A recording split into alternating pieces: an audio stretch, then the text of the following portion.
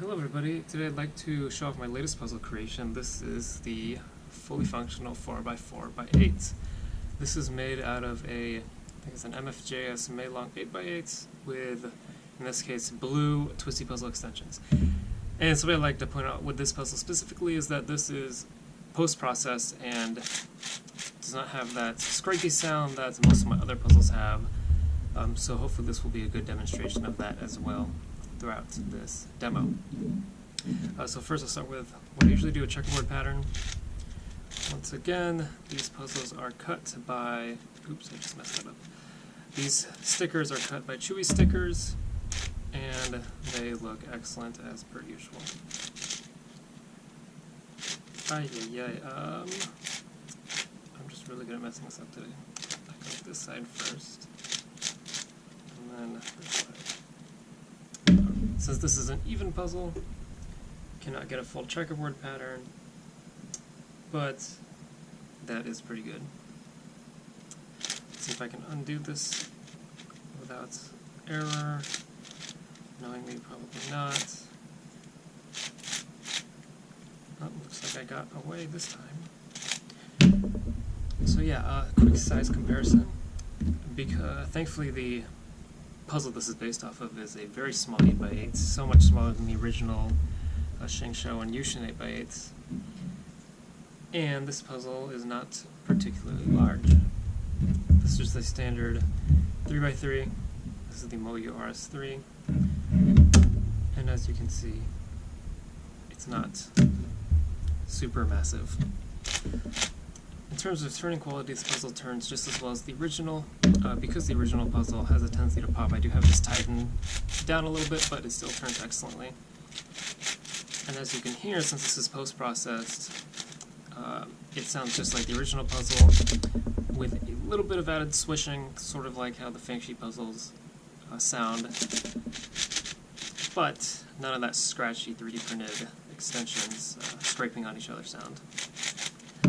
So I guess just to demonstrate the turning quality, I'll execute a couple algorithms, T permutation.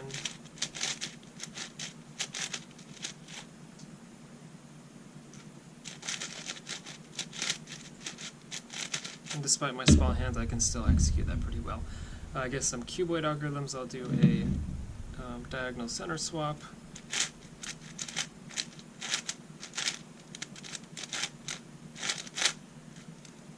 Swap those two, and then I'll swap them back.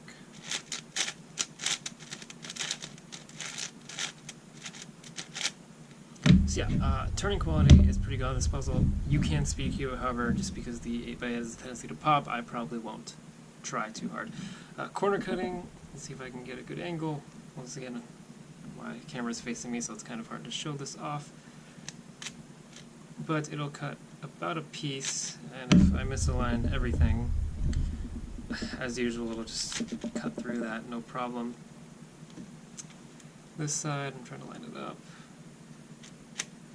One piece. If I go a little bit too far, though, it could possibly pop. Nope, it's not going to pop there. But on these layers, these small, tiny pieces, specifically these outer centers, can pop out, so I tend to be a little bit careful. But yeah, and then of course reverse corner cutting, probably not too much of that. It'll do it, but not really. Effectively, if you have everything misaligned, it'll cut through it, no problem. I guess all that's left to do is what I usually do at the end, which is a full scramble. So this is a tower shapeshifter, so I need to start off by scrambling, turning these layers by 180 degrees, and then I can turn the rest by 90 degrees to get a full scramble. So let's just go ahead and do that really quickly.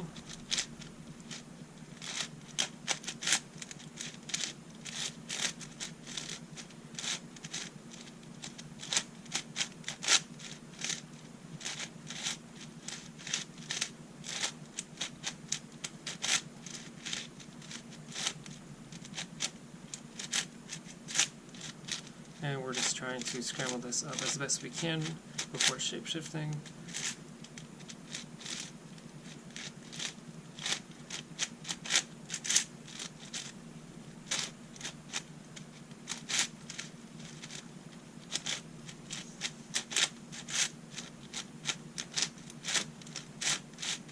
And I'm just trying to do an extra scramble just so I can emphasize the turning quality.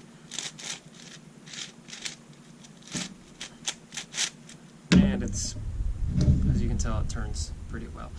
So because this puzzle is actually a personal, I've already solved it a couple of times and I already have pictures, so unlike in other videos, I'm not going to need to take a picture of it right now. But now we can go ahead and shapeshift it fully, and now it behaves effectively like a 4x4.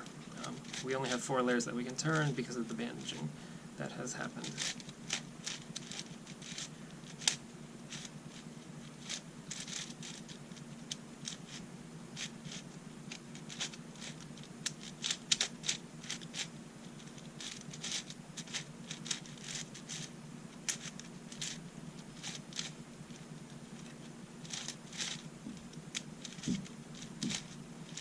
I'm going to try to get a good scramble out of this. There's only so much you can do with a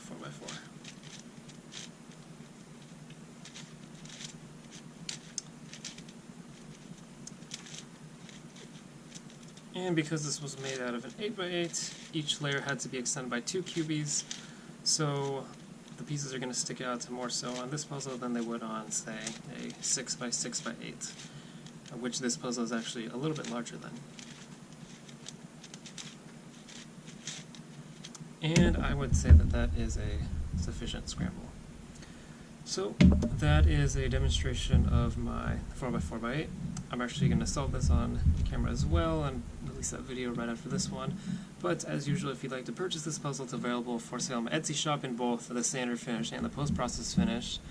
Unfortunately, I don't have a standard version to compare it to, but most of my other videos have the puzzle in standard, so if you'd like to hear what it would sound like if it was a standard finish, I would suggest taking a look at one of my other videos. That is all that I have for now, and I thank you guys so much for watching, and I will see you, hopefully, on that solved video. See you next time.